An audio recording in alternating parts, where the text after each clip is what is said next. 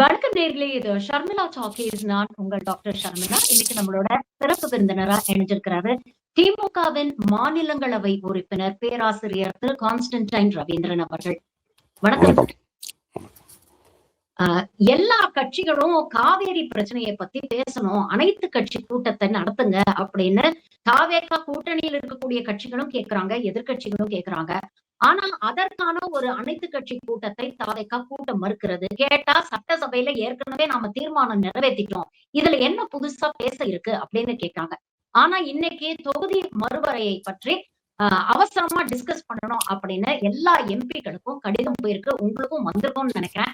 திமுக இதை புறக்கணிக்கிறது அப்படின்னு இன்னைக்கு கனிமொழி அவர்கள் அறிவிச்சிருக்கிறாங்க. இந்த அரசியல் நாடகத்தை நாங்க எதிர்க்கிறோம், அதனால போக மாட்டோம்னு சொல்லியிருக்கிறாங்க. இத பத்தி என்ன? அதாவது முதல்ல இந்த ரெண்டு பிரச்சனையில உள்ள தெளிவு மக்களுக்கு நம்ம சொல்ல வேண்டிய கடமை இருக்கு.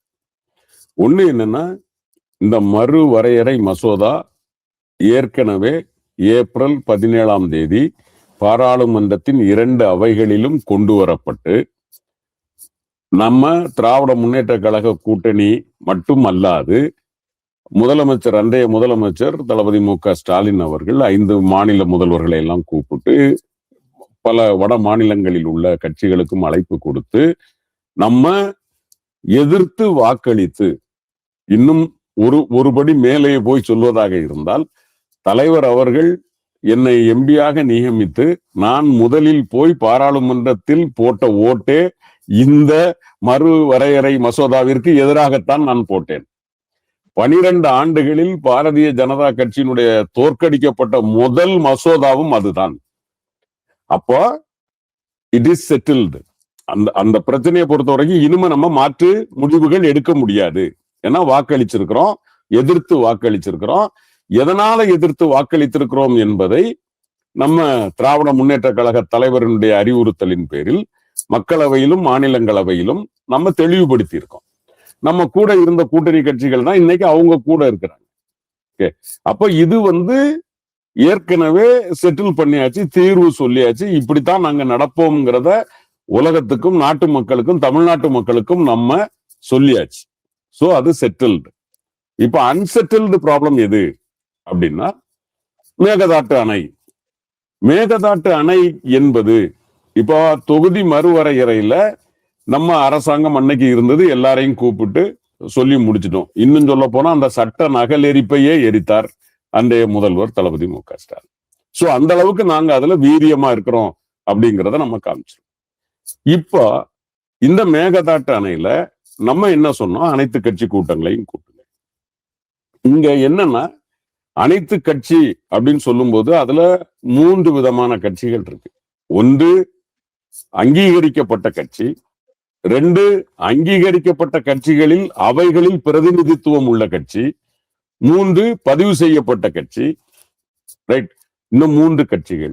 இது இல்லாமல் விவசாய சங்கங்கள் எல்லாரையும் சேர்த்து, சரியா, இவர்களை எல்லாத்தையும் நம்ம கூட்டி நம்ம இதுக்கு முன்னாடி எப்படி ஒரு தீர்மானத்தை நிறைவேற்றினோமோ அத மாதிரி தீர்மானத்தை நிறைவேற்றினால், அப்போ மேகதாட்டு அணையில தமிழ்நாட்டு மக்கள், விவசாயிகள் எல்லாரும் ஒற்றுமையா இருக்கிறாங்க அப்படிங்கிறது. இதுவரைக்கும் இருந்த காவிரி பிரச்சனை வேறு, நல்லா புரிஞ்சுக்கணும். 2018 காவிரி பிரச்சனை ஒன்ஸ் ஃபார் ஆல் செட்டில்டு. இனிமே அத உச்ச நீதிமன்றத்துக்கே வராதிங்கன்னு சொல்லிட்டாங்க. உச்ச நீதிமன்றம் நாங்க தீர்ப்பு கொடுத்தாச்சு. இனிமே 177.8 டிஎம்சி வாட்டரை நீங்க திறந்து விட்டாங்கன்னு நீங்க வாங்கிக்கணும். இந்த பிரச்சனை சம்பந்தமாக இனிமேல் வரக்கூடாதுன்னு சொல்லிட்டாங்க. அப்ப அது செட்டில்டு. இப்ப 2019-20க்கு பிறகுதான் இந்த மேகதாட்டு பிரச்சனை, அதுல இருந்துதான் போறோம். அப்ப இது ஒரு புது பிரச்சனை. இதுல நாங்க எல்லாரும் ஒன்னா இருக்கோம். விவசாய பெருங்குடி மக்கள், நாங்கள், கட்சிகள், தமிழ்நாட்டு மக்கள் ஒட்டுமொத்தமாக நிக்கிறோம் சொல்ல வேண்டிய இடம் இருக்கிறது. அப்ப நீங்க எதுக்கு கூட்டணும்? அப்போ அந்த கூட்டத்தை கூட்டினால், எப்பொழுதுமே ஒரு அனைத்து கட்சி கூட்டம் கூட்டினால் நாம தீர்மானம் நிறைவேற்றி ஆகணும். எதுக்காக இந்த கூட்டத்தை கூட்டுறோம்? அப்போ அங்க சிக்கல் வருது முதலமைச்சருக்கு, இன்றைய அரசுக்கு சிக்கல் வருது. இன்னும் சொல்ல போனா முதலமைச்சருக்கு சிக்கல் வருவதை விட இந்த அரசாங்கத்திற்கு சிக்கல் வருகிறது. எப்படி அப்படின்னா, இப்ப இந்த கூட்டத்தை கூட்டுறோம். கூட்டத்தை கூட்டினா மேகதாட்டு அணை கட்டுறோம் சொல்றது யாரு? கர்நாடக அரசு. அது எந்த கட்சி? காங்கிரஸ் கட்சி. அப்ப நீங்க முதல்ல யாரை கண்டிக்கணும்? காங்கிரஸ் கட்சியை கண்டிக்கணும். ரைட். கர்நாடக அரசிற்கு கண்டனம் அப்படின்னா அது காங்கிரஸ் தலைமையிலான கர்நாடக அரசு. ரைட். கர்நாடக அரசு சட்டத்திற்கு புறம்பாக போகிறது. மேகதாட்டு அணையில அணை கட்டக்கூடாதுங்கிறத உச்ச நீதிமன்றமும் சொல்லி இருக்கு. அப்ப அதை தாண்டி அது போகும்போது எதிர்த்து அதை உடனடியாக தடுத்து நிறுத்த வேண்டியது ஒன்றிய அரசு. அப்ப ஒன்றிய அரசு அதை செய்யல அப்படிங்கும்போது நீங்க ஒன்றிய அரசையும் கண்டிக்க வேண்டியது இருக்கும். அப்போ காங்கிரஸையும் கண்டிக்கணும், பாஜகவையும் கண்டிக்கணும். கண்டிச்சாதான் நம்ம தீர்மானம் நிறைவேற்ற முடியும். இந்த சூழ்நிலையில தான் அவருக்கு இந்த பிரச்சனையை அப்படியே திசை திருப்புறது. ஓகே, அதாவது நம்ம போக வேண்டியது பெங்களூரை நோக்கி, மேகதாட்டு அணையை நோக்கி. இவரு டேக் டைவர்ஷன் அப்படின்னு அடிச்சு டெல்லியை நோக்கி திருப்புறார். அதை திமுகவை நோக்கி திருப்புறார். இதுதான் அவர் நடத்துற ஒரு அரசியல் நாடகம். இந்த அரசியல் நாடகத்துல நம்ம பங்கெடுக்க முடியாது. நாம் தெளிவாக உணர்வு பூர்வமாக பதிவு செய்த விஷயங்களை பற்றி மீண்டும் பேச வேண்டிய அவசியமும் இல்லை. இதுதான் திமுகவினுடைய ஸ்டாண்டும். துரைமுருகன் அவர்கள் பேசும்பொழுது சொல்றாரு, நீங்க காவேரி பிரச்சனைக்காக அனைத்து கட்சி கூட்டம் நீங்க கன்வீன் பண்ணுங்க, அப்படி பண்ணீங்கன்னா இந்த மீட்டிங்ல நாங்க பங்கேற்கிறோம் அப்படிங்கிற ஒரு விஷயத்த சொல்றாரு. அதுக்கப்புறம் தான் கனிமொழி மேடம் இன்னைக்கு நாங்க வரல அப்படிங்கிற ஒரு விஷயத்த பதிவு பண்ணியிருக்கிறாங்க. திமுக உங்க நிலைப்பாடுல நீங்க தெளிவா இருக்கீங்க அப்படிங்கிற பட்சத்துல இந்த கூட்டத்துல நீங்க கலந்துகிட்டு இதுதான் எங்களுடைய நிலைப்பாடு அப்படிங்கறத தெளிவுபடுத்தலாமே. இது மற்ற கட்சிகளுக்கும் சரி மக்களுக்கும் ஒரு தெளிவு பிறக்கும் இல்லையா? ஏன்னா இப்போ பல ஊடகங்கள்ல வரக்கூடிய செய்திகள் என்னன்னா, ஆரம்பத்துல தேர்தலுக்கு முன்னால ஏப்ரல் மாதத்துல முன்னாள் முதலமைச்சர் ஸ்டாலின் அவர்கள் டீலிமிட்டேஷன் பில்ல எரிச்சாரு. அது எல்லாருமே நம்ம பார்த்தோம். ஆனா இன்னைக்கு ஒரு 3 கண்டிஷன் போட்டிருக்கு திமுக. இதற்கு பாஜக ஏற்றுக்கொண்டால் அவங்க டீலிமிட்டேஷன் பில்ல ஆதரிக்க போறாங்க அப்படிங்கிற செய்திகள் வருது. உண்மையான நிலைப்பாடு என்ன? நோ டீலிமிட்டேஷன்ல இருந்து ஃபேர் டீலிமிட்டேஷனை நோக்கி திமுக நகர்ந்திருக்கிறது அப்படிங்கிற விமர்சனங்கள் வருது. அப்படி ஏதாவது மாற்றம் திமுகவுடைய நிலையில வந்திருக்குதா? திமுக நிலைப்பாட்டில் எந்த மாற்றமும் இல்லை. நான் பாராளுமன்ற உறுப்பினர்கள் எப்போதும் திமுகவில் நாங்க அந்த கூட்டம் தொடர் ஆரம்பிக்கிறதுக்கு முன்னாடி எங்களுக்கு தலைவர் கூப்பிட்டு இதுதான் இந்த மாதிரி பிரச்சனைகள் அவங்க எழுப்பலாம், இதுல இந்த நிலைப்பாட்டுல நம்ம இதுலதான் இருக்கிறோம் அப்படிங்கிறத எங்களுடைய கழக தலைவர் சொல்றது வழக்கம். அதே மாதிரிதான் அவர் லண்டன்ல இருந்தாலும் காணொளி மூலமாக இப்ப நம்ம பேசிட்டு இருக்கிற மாதிரி அவர் பேசினார். பேசும்போது தெளிவா சொன்னாரு, டீலிமிட்டேஷன் பிரச்சனையில், மேகதாட்டு பிரச்சனையில் நாம் ஏற்கனவே எடுத்திருக்கிற முடிவில் எந்த மாற்றமும் இல்லை. தமிழ்நாடு பாதிக்கப்படக்கூடிய, தமிழ்நாட்டு மக்களுக்கு பாதிப்பான எந்த ஒரு நடவடிக்கையையும் நாம் எடுக்க போவதில்லை. எனவே நீங்கள் அதில் உறுதியாக உங்கள் நிலைப்பாடுகளை தெரிவிக்கலாம், யாராக இருந்தாலும். இது எங்களுக்கு அவர் சொல்லி இருக்கிறார். அப்புறம் நாம ஓட்டும் போட்டு எதிர்த்து கருத்தும் பேசி அதுக்கப்புறம் ஒரு ரிவர்ஸ் அடிப்போம்னு யாரோ சொல்றாங்கிறதுக்காக திமுக போய் தீ குளிக்கணும்னு சொன்னா இது என்ன நியாயம்? எனக்கு புரியல. 3 கண்டிஷன் போட்டிருக்கிறதா சொல்றாங்க திமுக தரப்புல இருந்து. அதாவது குறைஞ்சது 25 வருஷத்துக்கு ஃபர்தரா நீங்க ஃப்ரீஸ் பண்ணணும், 1971 சென்சஸ் நீங்க யூஸ் பண்ணணும், இதெல்லாம் எழுத்துப்பூர்வமாக டோட்டல் 50% இன்க்ரீஸ ஈக்குவலா எல்லாருக்கும் அந்த பர்சன்டேஜ் ஆஃப் ரெப்ரசன்டேஷன் மாறாம இருக்கிற அளவுக்கு நீங்க உறுதி செய்யணும். இதெல்லாம் எழுத்துப்பூர்வமா கொடுக்கணும். இதெல்லாம் இந்த கண்டிஷன்கெல்லாம் நீங்க ஒத்து வந்தீங்கன்னா நாங்க இதை ஆதரிக்கிறோம் அப்படின்னு திமுக கண்டிஷன்ஸ் வச்சிருக்கிறதாக செய்தி வருது ஊடகங்கள்ல. நான் சொல்றது எங்களுடைய ஸ்டாண்ட்ல இந்த மாற்றமும் இல்லை. நாங்க கடந்த முறை பாராளுமன்றத்துல என்ன பேசியிருக்கோம், என்ன அறிக்கை கொடுத்திருக்காரு தலைவர், மக்கள் தொகை அடிப்படையில நீங்க இதை நடத்தவே கூடாது. 1971 25 வருஷம், அதே மாதிரி அடல் பிகாரி வாஜ்பாய் அவர்கள் 25 வருஷம், அதே மாதிரி நீங்க அதை ஒத்தி போடுங்க, நம்பரை கூட்ட வேண்டிய அவசியம் இல்லை. முதல் கண்டிஷன். 2வது, ஒருவேளை மக்கள் தொகை பெருக்கத்திற்கு ஏற்ப நீங்க அது அதிகமா இருக்கு அப்படிங்கிற மாதிரி கூட்டணும்னு நினைச்சீங்கன்னா, நிறைய பிரச்சனைகளை பேசணும் அப்படின்னு நீங்க நினைச்சீங்கன்னா, மக்கள் தொகை அடிப்படையில் இல்லாமல் இருக்கிற எண்ணிக்கையின் அடிப்படையில், சரிதானே? அதாவது இன்னைக்கு நமக்கு 40 இருக்குன்னா நமக்கு 60, அதாவது அந்த 7.18%. அப்படி இத கான்ஸ்டிடியூஷனலா அமெண்ட் பண்ண சொல்றோம். நல்லா புரிஞ்சுக்கணும்.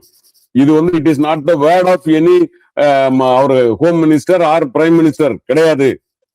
கான்ஸ்டிடியூஷனை நீங்க திருத்தணும். அது அவ்வளவு சீக்கிரமா நடக்கிற விஷயம் இல்லை, புரிஞ்சுக்கோங்க. அப்ப இதெல்லாம் செஞ்சாங்கன்னா நீங்க டீலிமிட்டேஷனை ஏத்துப்பீங்க? பண்ணவே முடியாது. நான் தான் சொல்றேன். இப்ப நான் ஒண்ணு சொல்றேன். இப்போ முதலமைச்சர் விஜய் வந்து 25 வயசுக்கு வந்துட்டாருன்னா நான் வந்து அவர்களை ஆதரிக்கிறோம் திமுகன்னு சொன்னா நீங்க என்ன சொல்லுவீங்க? நடக்காதுல்ல, நடக்காதுல்ல. சரிதானே? இப்ப விஜய் வந்து 25 வயசுக்கு வந்துட்டாருன்னா அவர் கூப்பிடுற மாதிரி இந்த கூட்டத்துல நாங்க போய் கலந்துக்கிறோம் அப்படின்னு சொன்னா நீங்க என்ன சொல்லுவீங்க? ஏங்க இது நடக்கிற விஷயமா அப்படின்னு தானே கேட்பீங்க. அப்ப நீங்க வந்து நீங்க விஜய் ஆதரிக்கிறீங்கன்னு எடுத்துக்கலாம் அப்படின்னு சொல்லுவீங்களா? மாட்டீங்கல்ல. அப்போ வருஷத்துக்கு தள்ளி போட முடியும் சார். டீலிமிட்டேஷன் அப்படிங்கிறது ஒரு ஒரு ஒரு கட்டத்துல மக்கள் தொகை வந்து கட்டுக்கடங்காம இன்னைக்கு அதிகரிச்சிட்டு 140 கோடி மக்கள் தொகை இருக்கும் பொழுது அதற்கு தேவையான ப்ராப்பரான ரெப்ரசன்டேஷனும் தேவைப்படுது இல்லையா? அப்ப இதுக்கு ஏதாவது ஒரு சொல்யூஷன் இருக்கணும்ல. சர்மிளாமா, நம்ம ஓப்பனா பேசுவோமா? நம்ம வெளிப்படையா சில விஷயங்களை பேசுவோமா? பாராளுமன்ற உறுப்பினருடைய கடமை என்னமா? பாராளுமன்ற உறுப்பினரை நீங்க ஏன் பாராளுமன்றத்துக்கு அனுப்புறீங்க? இந்த 52 வருஷத்துல என்னமா மக்களுடைய பிரச்சனைகளை மக்களுடைய குறைகளை அங்கதான் டிஃபர் ஆகுது. அங்கதான் டிஃபர் ஆகுது. மக்களுடைய பிரச்சனை அல்ல. நான் கேக்குறேன், 1952 இருந்து 75 வருஷமா நம்ம ஏறத்தாழ இந்த நாடு நடத்திருக்கோம்லமா. யாராவது ஒரு பாராளுமன்ற உறுப்பினர் என் தொகுதியில இந்த தெருவுல இல்ல இந்த சாலையில சாலை இல்லை, தெருவிளக்கு இல்லை, இல்ல குடிதண்ணீர் இல்லை அப்படின்னு பாராளுமன்றத்துல பேசியிருக்காரா? இல்ல. ஒரு நிமிஷம் நான் முடிச்சிடுறேன். இல்ல, அதத்தான் நான் சொல்ல வரேன். கொள்கை ரீதியாக இந்திய அளவிலான கொள்கை ரீதியை கொண்டு வருகிற போது தமிழ்நாட்டிற்கு அதில் என்ன பிரச்சனை? இதுதானே பேசணும். நீங்க வந்து பிரதமர்கிட்ட வந்து எனக்கு குடிதண்ணி தாங்க, இல்ல எனக்கு சில அறிவாளிகள்மா என்ன சொல்றாங்க, 20 லட்சம் பேர் 30 லட்சம் பேருக்கு ஒரு எம்பியான்னு கேட்டா தப்பா புரிஞ்சுக்கிறாங்க. தமிழ்நாட்டுல அடிப்படை வசதிகளை, தமிழ்நாட்டு மக்களுக்கு அடிப்படை வசதிகளை செய்து கொடுப்பதற்கு அவங்க சொல்ற மாதிரி குடிதண்ணீர், சாலை, போக்குவரத்து, தெருவிளக்கு இதையெல்லாம் செய்யறதுக்காக 1,35,000 உள்ளாட்சி பிரதிநிதிகள் இருக்கிறார்கள்.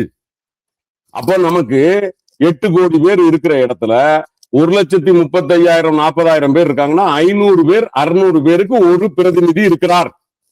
புரிஞ்சுக்கணும். அவங்களுக்கு தேவையான அடிப்படை வசதிகளை செய்து கொடுப்பதற்கு. ஓகே, இந்த 1,35,000 அல்லது 40,000 பிரதிநிதிகள் மட்டுமல்ல, விஓஓல இருந்து ஆரம்பிச்சு BDO, RDO, JD, JS, IAS சொல்லி ஏறத்தாழ 1,50,000 அரசு ஊழியர்கள் இருக்கிறார்கள். ஓகே, அப்போ நம்ம சொல்றபடி பார்த்தா 300 பேருக்கு ஒரு பிரதிநிதி இருக்கிறார். The very first tier, மொத்தம் 3 tier சிஸ்டத்துல நான் சொல்றேன். ஃபர்ஸ்ட் டியர் உள்ளாட்சி. அப்போ நீங்க நினைக்கிற மாதிரி 20 லட்சம் பேருக்கு ஒரு பிரதிநிதி இல்ல இங்க. ஓகே, ஏறத்தாழ 300 பேருக்கு ஒரு பிரதிநிதி, அரசு எந்திரத்தில் ஒருவர், அரசு பிரதிநிதியாக ஒருவர், மக்கள் பிரதிநிதியாக ஒருவர். முடிஞ்சுதா? ஒருவேளை இவங்க போராடியும் கிடைக்கல அப்படின்னா 2 லட்சத்துக்கு ஒரு சட்டமன்ற உறுப்பினர், 234 பேர். சரியாமா? ரைட். சப்போஸ் இதுவும் இல்லை என்று சொன்னால் அவர்களை பார்ப்பதற்கு அமைச்சரவைன்னு சொல்லி நம்ம ஒரு 35 பேரை எல்லாத்துக்கும் கொடுத்திருக்கோம். அப்போ தமிழ்நாட்டில் உள்ள அடிப்படை தேவைகளை, அடிப்படை பிரச்சனைகளை பேசுறதுக்கு உங்களுக்கு ஏறத்தாழ என்னுடைய பார்வையில் 1.5 லட்சம் மக்கள் பிரதிநிதிகள், 1.5 லட்சம் அரசு எந்திர பிரதிநிதிகள், 3 லட்சம் பேர் அங்க இருக்கிறாங்க. ஓகே, நாம பாராளுமன்றத்தில் வந்து பேசுவது எது அப்படின்னு கேட்டா, நீங்க நீட் தேர்வுன்னு இந்தியா முழுக்க கொண்டு வரும்போது தமிழ்நாட்டுக்கு எங்களுக்கு தேவையில்லை, இத பேசணும். இன்னொன்னு சொல்றேன் சகோதரி, நாங்க 39 பேர் மக்களவையில் இருக்காங்கல்ல, நாங்க மேல 18 பேர் இருக்கோம்ல, எங்களுக்கே டைம் தந்துட்டாங்களா இவங்க?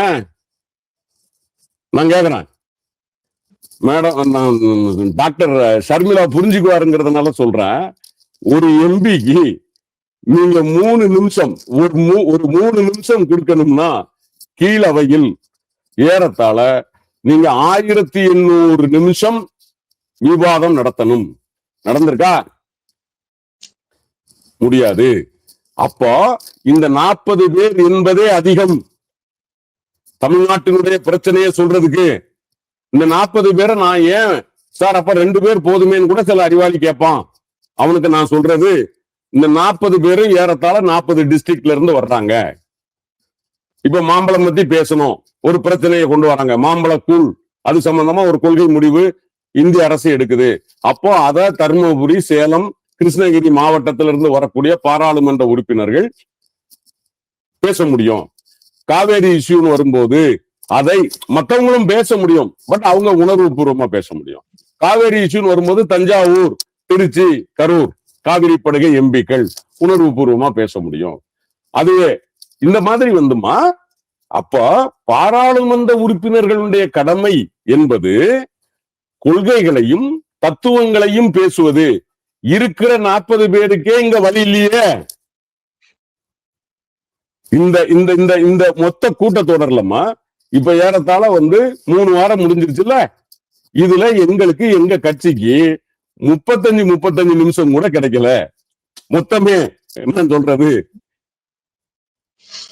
இதோட பெரிய கொடுமை சொல்லட்டாமா? இன்னொரு கொடுமையும் சொல்லிடுறேன், உங்க மூலமா நாட்டு மக்களுக்கு தெரியட்டும். 1 நிமிஷம் ஒரு கட்சிக்கு தர்றாங்க. 1 நிமிஷம், வெறும் 1 நிமிஷம்.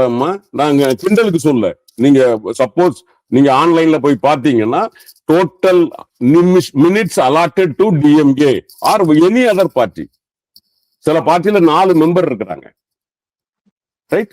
இந்த 4 மெம்பருக்கு அவங்க கொடுக்கறது 2 நிமிஷம். இதுல அவங்க 2 பேர் பேசணும், ஒரு நிமிஷம். அப்ப இதுக்கு எதுக்கு நீங்க இன்னொன்னு சொல்லட்டா, இப்போ ஒரு எம்பிக்கு நீங்க செலவழிக்கிற தொகை ஒரு வருஷத்துக்கு எவ்வளவுன்னு நாட்டு மக்களுக்கு தெரியும்.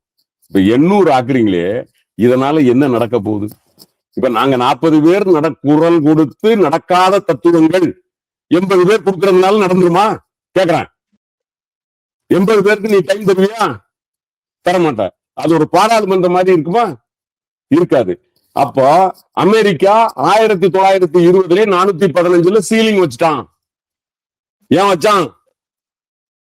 அவனுக்கு தெரியும் பாராளுமன்ற உறுப்பினரினுடைய கடமை என்பது கொள்கையையும் தத்துவத்தையும் பேசுவது. அவன் போய் மக்களுக்கு வேண்டிய அடிப்படை வசதிகளை செய்யற வேலை அவன் வேலை இல்ல. ஒருவேளை கேட்கலாம், ஒரு ரயில்வே ஒரு இதுல ஒரு சென்ட்ரல் கவர்மெண்ட்ல ஸ்கீம் வரும்போது 1, 2 கேட்கலாம், நான் இல்லைன்னு சொல்லல. பட் அது அவனுடைய பிரைம் டியூட்டி இல்ல. அதனாலதான் நாங்க இது தேவையில்லை, ரைட்? ப்ரொடெக்டிவ். இப்ப அன்புமணி அவர்கள் இன்னைக்கு ஒரு குற்றச்சாட்டு வச்சிருக்கிறாரு. அதாவது காங்கிரஸ் தரப்புல இருந்து தாவேகாவுக்கு அழுத்தம் கொடுத்து இந்த மீட்டிங்கை அவங்க கன்வீன் பண்ணிருக்காங்க. ஏன்னா திமுக எம்பிக்களோட நிலைப்பாடு என்ன அப்படிங்கறத தெரிஞ்சுக்கணும்னு காங்கிரஸ் விரும்புது அப்படின்னு. கொஞ்ச நாளுக்கு முன்னால வந்த ராகுல் காந்தி இந்த தொகுதி மறுவரைக்கு யாரெல்லாம் ஆதரவு தெரிவிக்கிறாங்களோ அவங்கெல்லாம் தமிழ்நாட்டின் எட்டப்பர்கள் அப்படின்னு பேசியிருந்தாரு அப்படிங்கறதே நம்ம பார்க்க முடியுது. அப்ப காங்கிரசும் தாவேகாவும் சேர்ந்து திமுகவுக்கு ஒரு பொலிட்டிக்கல் ட்ராப் செட் பண்றாங்களா? உங்களுடைய நிலைப்பாடு என்ன அப்படின்னு தெரிஞ்சுக்கணும்னு முயற்சி பண்றாங்க அப்படிங்கறத பாக்கலாமா? அப்படி எடுத்துக்கலாமா இத?